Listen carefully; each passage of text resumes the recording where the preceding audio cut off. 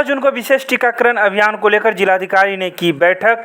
28,000 टीकाकरण का रखा गया लक्ष्य। बता दें कि दरभंगा के अम्बेडकर सभागार में जिलाधिकारी डॉक्टर त्यागराजन एसएम की अध्यक्षता में राज्य स्तर पर 16 जून को आयोजित विशेष टीकाकरण अभियान के तहत दरभंगा जिला में लगभग 28,000 टीकाकरण के लक्ष्य को हासिल करने के लिए बैठक की गई। बैठक में जिला प्रतिरक्षण पदाधिकारी ने बताया कि दरभंगा जिला में 18 वर्ष से ऊपर के आयु के वर्गों का ऑनलाइन रजिस्ट्रेशन वालों का टीकाकरण के लिए सभी प्राथमिक स्वास्थ्य केंद्र में कुल 31 टीका केंद्र संचालित है।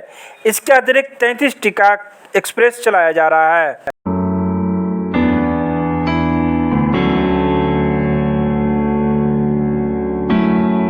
दरभंगा में हाउसिंग बोर्ड से लेकर कमला मंडप तक सुपर हाईटेक मशीन के द्वारा नहर एवं पुलिया की गई उड़ाही। यह उड़ाही मंगलवार को नगर विधायक संजय सरावगी के द्वारा अपने मौजूदगी में करवाया गया। उन्होंने कहा कि 40-50 सालों से इस नहर की उड़ाही नहीं हुई थी। इस नहर की उड़ाही के बाद लगभग 15 से 20 वार्डों का पानी इस नहर के माध्यम से आसानी से चला जाएगा और जल जमाव की समस्या नहीं होगी। उन्होंने यह भी कहा कि कगवा गुमती से लेके सारा मोहनपुर तक के भी नालों की सफाई एवं उड़ाही की जाएगी ताकि उस क्षेत्र में भी जल जमाव की समस्या न हो। मौके पर पूर्व वार्ड पार्षद वार्ड नंबर 47 के आशुतोष कुमार भी मौजूद थे। हाउसिंग बोर्ड से जो कमला मंडप जो 50-40 साल पहले बना न सफाई नहीं हो रहा था, अभाव था, इसका उड़ाहीकरण हो रहा है। लगातार हम लोग लगे हुए हैं कि उड़ाहीकरण बढ़िया से हो जाए, फिर इसका पक्कीकरण भी हो।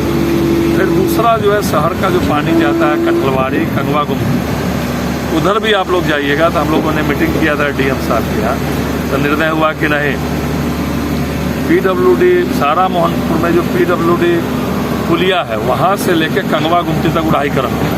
तो उधर भी पॉकलैंड लगा हुआ है। तो सभी जगह जो ये उड़ाहीकरण करने के बाद और कंगवा गुमती से पीडब्ल्यूडी सारा मोहम्मद पुल तक और श्यामा रेसिडेंसी होते हुए एफसीआई गोदाम तक मैं माननीय मुख्यमंत्री से मिला था 3-4 दिन पहले।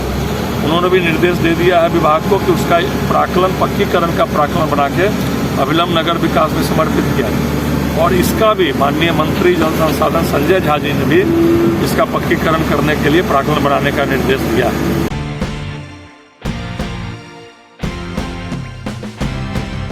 परिवार के मुखिया की कोरोना से हुई मौत के बाद पहुंचे जाप के नेता मदद करने को। 1 साल का राशन सामग्री के रूप में चावल, दाल, आटा, आलू, प्याज, सरसों तेल सहित अन्य खाद्य सामग्री पहुंचाए और 10,000 रुपये की आर्थिक मदद। जन अधिकार पार्टी लोकतांत्रिक के द्वारा कुशेश्वर स्थान बाजार से सटे सकीराना के राम प्रकाश राम की मौत कोरोना से 14 मई को हो गई थी। कोरोना से हुई मौत के बाद परिवार की माली हालत काफ़ी दयनीय हो गई एवं विधवा बीना देवी के ऊपर 3-3 बच्चों के भरण पोषण का भार के कारण जिंदगी बोझ लगने लगी।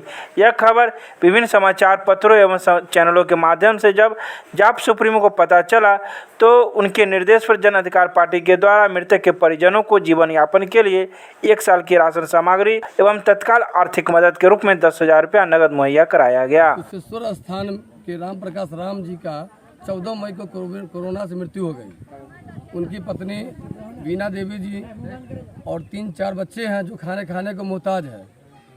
और इसी क्रम में हमारे पार्टी के जन अधिकार पार्टी के राष्ट्रीय संरक्षक पप्पू यादव जी को सूचना मिली और उन्होंने तुरंत हम लोगों से बताया कि भाई आप दरभंगा के आप लोग हैं, जन अधिकार पार्टी के सिपाही हैं, आप लोग इतनी स्थिति से बैठे क्यों हैं? एक परिवार जो खाने के लिए मोहताज है, अखबार में प्रकाशित होता है खबर, और आप लोग बैठे हुए हैं। आप अतिशीघ्र उस परिवार की मदद के लिए 6 महीना साल भर का जो भी अनाज हो और आर्थिक मदद आप कीजिए। और पार्टी के संरक्षक महोदय ने तुरंत हमें 6 महीना का राशन और 10,000 रुपये का आर्थिक मदद लेकर पीड़ित परिवार से मिलने के लिए बोले, जो आज हम अभी पीड़ित परिवार के लिए 10,000 रुपये का आर्थिक मदद भी लेके आए हैं।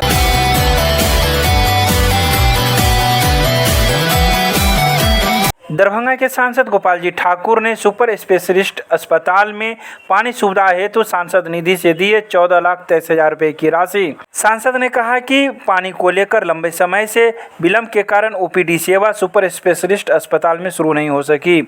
उन्होंने कहा कि भवन निर्माण कार्य के अतिरिक्त अन्य होने वाले कार्य भी अंतिम चरण में हैं। जल्द ही इस आधुनिक अस्पताल का लाभ आम लोगों को मिलेगा। सांसद ने कहा कि मिथिला के केंद्र दरभंगा में बनने वाले एम्स के प्रस्तावित स्थल पर मिट्टीकरण का कार्य लगभग 13 करोड़ की राशि से होगा। इसे अंतिम रूप देने के लिए स्वास्थ्य विभाग से योजना विभाग को प्रस्ताव भेजी जा चुकी है।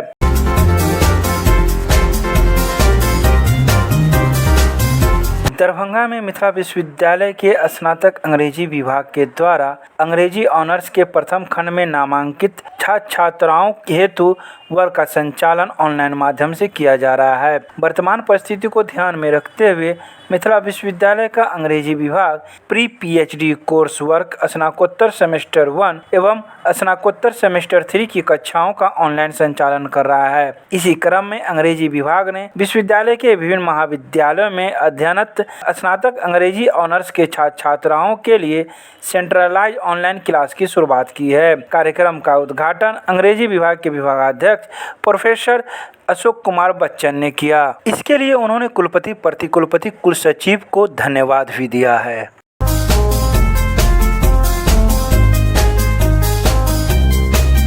दरभंगा में वार्ड नंबर 13 के कठलवाड़ी चौक पर कलभर टूटे रहने से लोगों को हो रही है परेशानी। आए दिन होती रहती हैं दुर्घटनाएं। बता दें कि 3 साल से यह कलभर टूटा हुआ है, लेकिन इस पर न ध्यान वार्ड पार्षद का जा रहा है, न ही नगर निगम का और न ही नगर विधायक का। वार्ड पार्षद ने इस बारे में कहा कि हम 3 साल से इस कलभर को बनाने में लगे हुए हैं, लेकिन नगर निगम आनाकानी कर रहा है, जिससे वार्ड 13 से गुजरने वाले कई लोगों को इससे परेशानी हो रही है और न ही इसकी साफ सफाई भी हो रही है। 13 वार्ड का ये मेन रोड है और यहाँ से आपको बस स्टैंड, FCI से लेकर के वो जो भी हाईवे से जो भी सामान आता है लहरियासराय तक का जो भी माल है, यहाँ से 10 चक्का, 6 चक्का, 8 चक्का सारे जो है गाड़ी इधर से ही गुजरती है।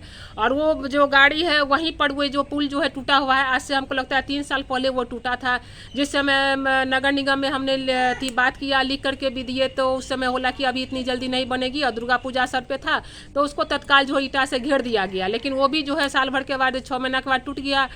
टूटने के बाद जो है फिर नगर निगम से एस्टीमेट बनवाए।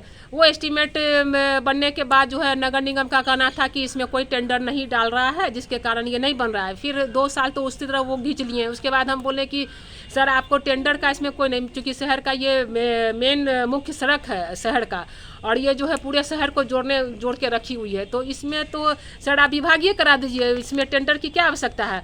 तो विभागीय में भी आनाकानी होने लगा। फिर हम लोगों ने विधायक जी से बोले, विधायक जी जो है तुरंत जो है JE को भेजे और वो जो एस्टीमेट बना दिए, तो उस जिस हिसाब से एस्टीमेट था उस हिसाब से जो वो पुलिया नहीं बनता, वो कलभट का एस्टीमेट बना दिए। और बाय मिस्टेक हुआ, अब जो भी हुआ, लेकिन वो कलभट का था, लेकिन यहाँ पुल की आवश्यकता है। तो अभी वर्तमान में उसके लिए फिर हम लगे हुए हैं और विधायक जी भी है अपना प्रयास किए थे और हम भी जो है इधर PWD के JE से और एग्जीक्यूटिव इंजीनियर से बात किए हैं। तो उनका कहना था कि अभी जो है कुछ दिन पहले ये जो है हम लोग के हैंडओवर हो गया है और पूरा पेपर सभी मिल गया है, तो बहुत जल्द हम जो है इसको बनवा देंगे।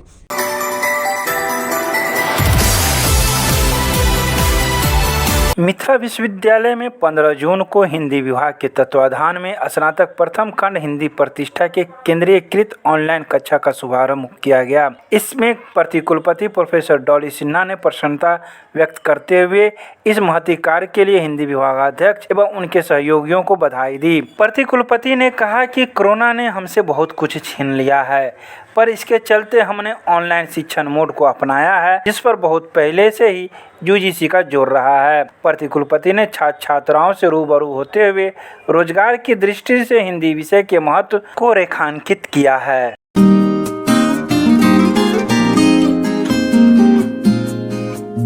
दरभंगा के दोनार चौक से लेकर लहरियासराय जाने वाले VIP रोड मुख्य सड़क का हाल बेहाल है। पिछले कई दिनों से इस सड़क पर वर्षा का पानी लगा हुआ है और आने जाने वाले लोगों को काफ़ी परेशानियों का सामना करना पड़ रहा है। इस सड़क से गुजरने वाले राहगीरों का कहना है कि यहाँ तो सिर्फ लूट खसोट का मामला होता है, नगर निगम इस सड़क पर ध्यान ही नहीं देती। इस सड़क पर सड़क और नाले की भेद मिट चुके हैं और लोगों को यह पता नहीं है कि नाला कहाँ है और सड़क कहाँ है, जिससे कई बड़ी दुर्घटनाएं हो सकती है। रोड है, पानी लग जाता है, घुटने घुटने भर जाता है। नाला भी उन्हें भगवान के भरोसे बनाया है, खाली रुपया बिल पास होना चाहिए। ये VIP रोड बेलभद्रपुर एकेडमी स्कूल के सामने में पानी चढ़ा हुआ है, नाला की निकासी नहीं है, नाला नाम के लिए बना है।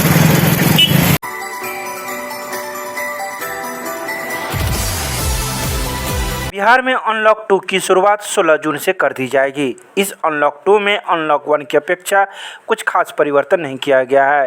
अनलॉक 1 में जहां दुकान खोलने का समय शाम के 5 बजे तक था, तो वहीं अनलॉक 2 में शाम के 6 बजे तक कर दिया गया है। इसके अलावा गैर सरकारी एवं सरकारी कार्यालय को शाम के 5 बजे तक खोलने का समय कर दिया गया है। इसके अलावा रात के 8 बजे से लेकर सुबह के 5 बजे तक नाइट कर्फ्यू भी लागू रहेगी। इसके अलावा अनलॉक 1 के नियम अनलॉक 2 में भी लागू रहेंगे।